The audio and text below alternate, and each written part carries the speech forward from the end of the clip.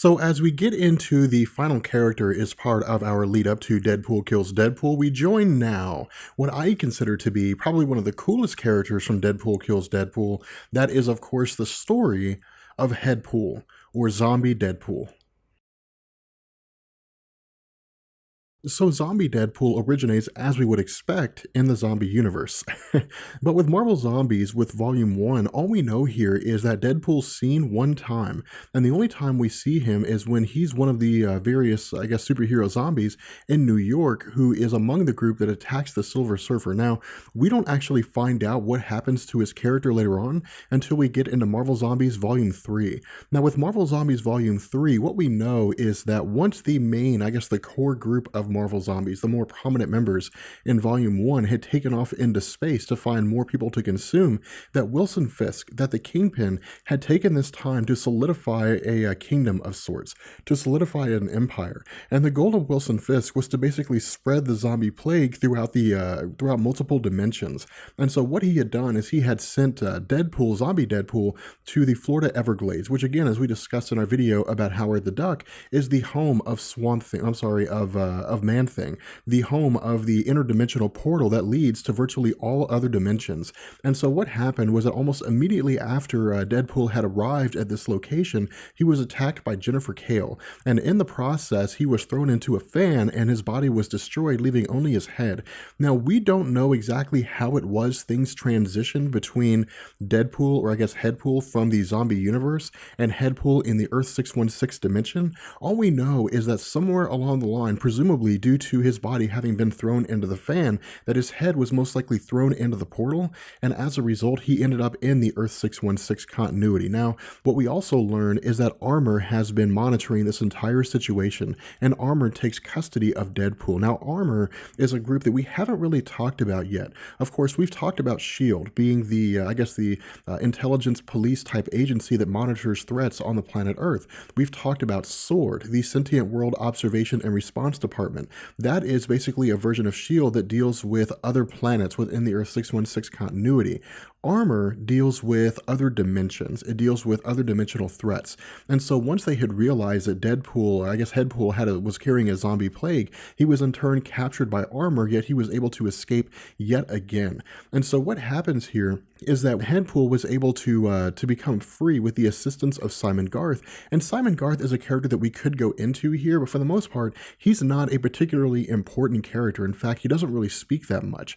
But what happens is we eventually pick up with Headpool and Simon Garth as they're confronted by a person named Black Talon. This is where it was that Simon Garth was taking Headpool.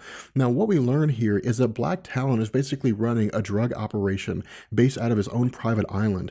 And so what he intends to do here is effectively sell Headpool to the highest bidder, for somebody that would choose to use a zombie plague which he's carrying as a basis for, bioweaponry.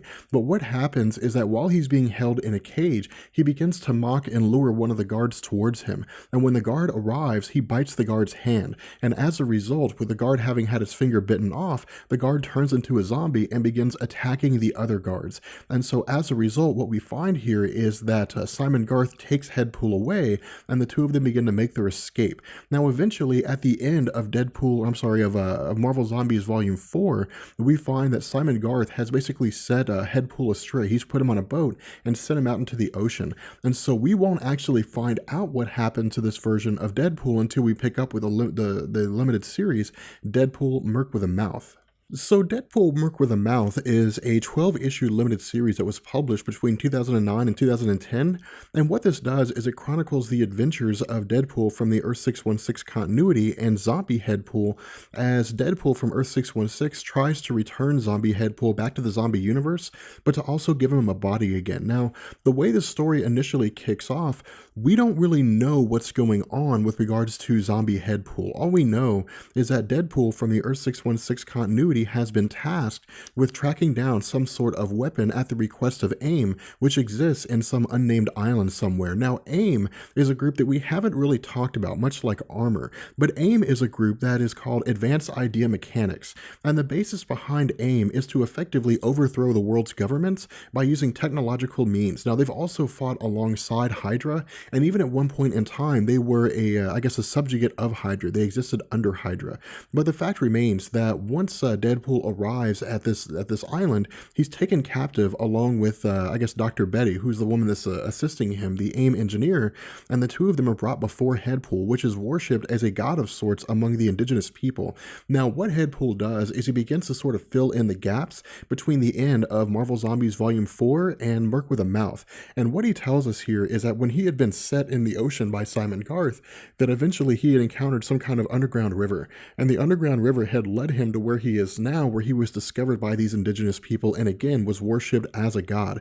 And so his goal here with Deadpool arriving is to effectively have Deadpool's head, or I guess have his arms and legs cut off, and in turn to basically use him as a body for Headpool, so that Headpool can regrow all of his limbs and effectively have his own body again.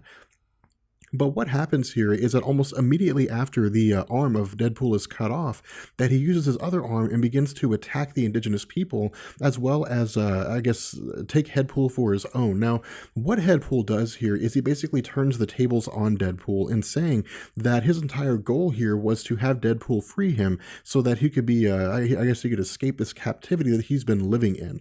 And so as a result, along with Deadpool and Betty, as well as Bob, the sidekick of Deadpool, making I guess a few appearances from time to time, what ultimately happens is Deadpool and Headpool make their way throughout the Marvel multi-dimension in order to try to find the zombie universe. Now, along the way, we encounter different versions of Deadpool. For example, we come across the Deadpool Kid, which is basically a spin on Billy the Kid. Of course, this version of Deadpool is killed almost immediately by the Earth 616 Deadpool because of the fact that he's just really sort of annoying. During Deadpool Merc with a Mouth, we also come across Lady Deadpool. We come across these different versions of Deadpool, but ultimately we find that eventually Deadpool and Headpool return back to the Earth 616 continuity, and things just kind of go from there. And so what this does is this leads us directly into the I guess the Deadpool core. This leads us into the story that leads up to Deadpool kills Deadpool.